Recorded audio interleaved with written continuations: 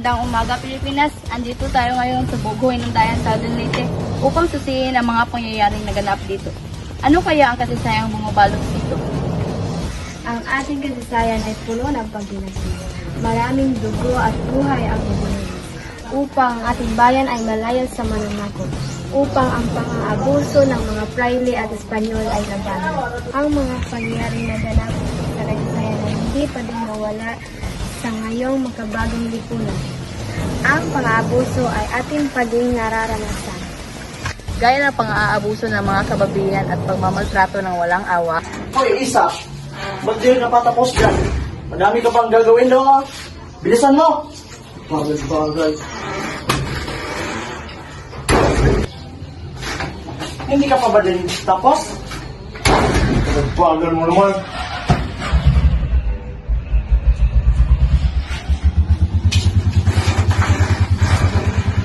At pangapi ng mga mangmang na magsasaka ng kayod.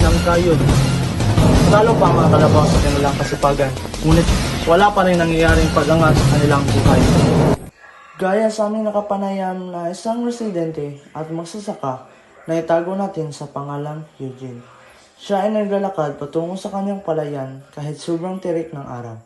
Tanging kasipagan at pantaas na pangkatawan ang kanyang daladala araw-araw. Ayon nito, ang pagsasaka ay sobrang hirap sapagkat tirik ka na nga sa araw, mababa pa ang presyo kung ibibenta mo ito. At malaki naman ang babayaran sa pagtatanim, subalit wala siyang magawa dahil ito ang kanyang pangunahing pinagkukunan ng pera upang matustusan ang kanilang pangangailangan araw-araw. Ayon sa nakalap kong balita, binabarat ng malalaking negosyante ang kanilang bintahan ng palay. Ito ay lagi niyang nararanasan at ang tanong niya, kailan kaya nito masusolusyonan ng nasa itaas na pwesto ng Senado?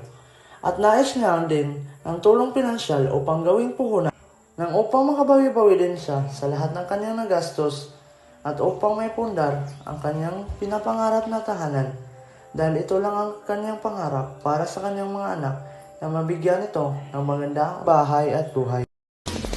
Ayon sa datos na nakalap ng aming grupo, humigit kumulang 57% ng mamamayan ng Bogo ay magsasaka at ito ang kanilang pangunahing pinagkukunan ng pera.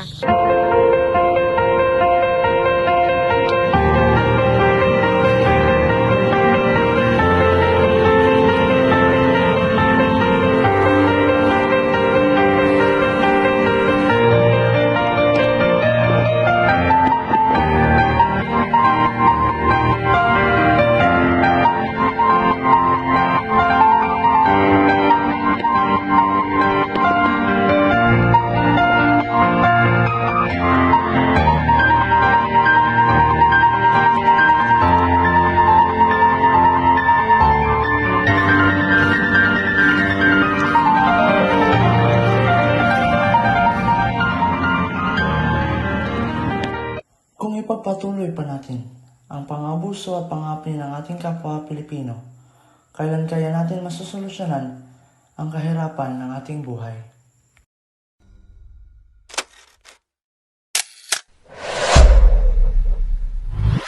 Ito si Matayan Balangatan na Nuevo, iyong tagabalita ngayong araw. At Maria Jandel Kinaw. At Maria Cathy Tagadiad, ang iyong tagapaglingkod.